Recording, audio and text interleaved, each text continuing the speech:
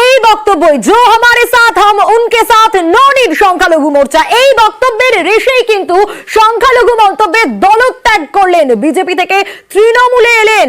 শুভেন্দুর এই সংখ্যালঘু মন্তব্যে দলত্যাগ, নো নিড সংখ্যালঘু মোর্চা মন্তব্য করেছিলেন শুভেন্দু অধিকারী। 17 জুলাই বাংলায় ভোটে বিপর্যয়ের পরই শুভেন্দু অধিকারী এই মন্তব্য করেন না, তাতে বিতর্ক দানা বাঁধে।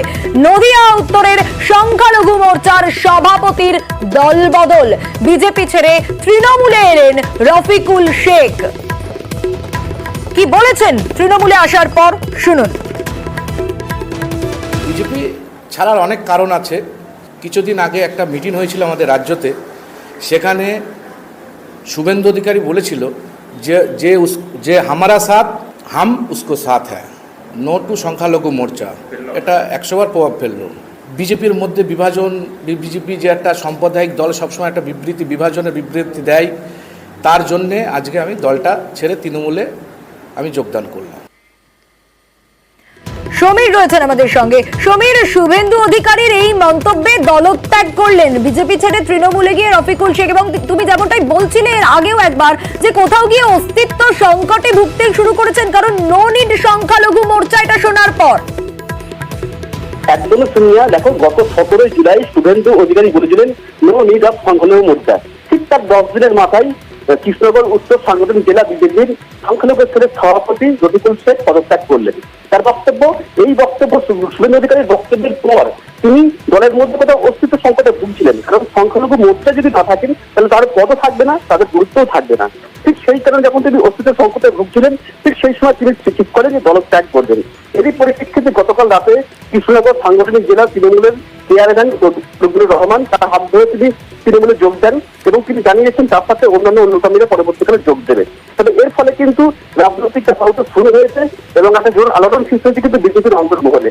কারণ এরপরে যে একের পর এক সংখ্যালঘু নেতাগুলো বিজেপি ছেড়ে তৃণমূলে যোগ দেয়, সেক্ষেত্রে কিন্তু বিজেপি কিন্তু সংকটে পড়বে। তবে বিজেপির দাবি ওই নেতা যাওয়ার ইচ্ছা ছিল, সেই কারণে হয়তো গিয়েছে, এইটাকে ঢাল হিসেবে দেখার চেষ্টা করছে। তবে পরবর্তীকালে তার সঙ্গে কথা বলাও হবে।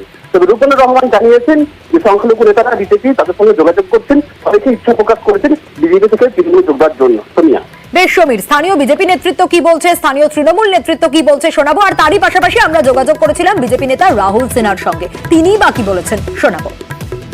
রফিক ভাই, যিনি আমি তো আপনাকে আগেই বললাম যে সংখ্যালঘু মোর্চার উনি সক্রিয় মেম্বার ছিলেন। ওনার জয়েন করার পরে বহু সংখ্যালঘু মানুষ কিন্তু আজকে তৃণমূলে ওনার মুখী হবেন।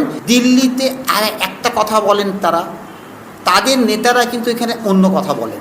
এই কথা শুনে কিন্তু বিজেপির অনেক সংখ্যালঘু নেতারা কিন্তু কনফিউজ হয়ে গেছেন এবং তারা কিন্তু তৃণমূলমুখী হয়ে গেছেন, যেরকম আজকের আমরা চাপড়া ব্লকে উদাহরণটা পেলাম।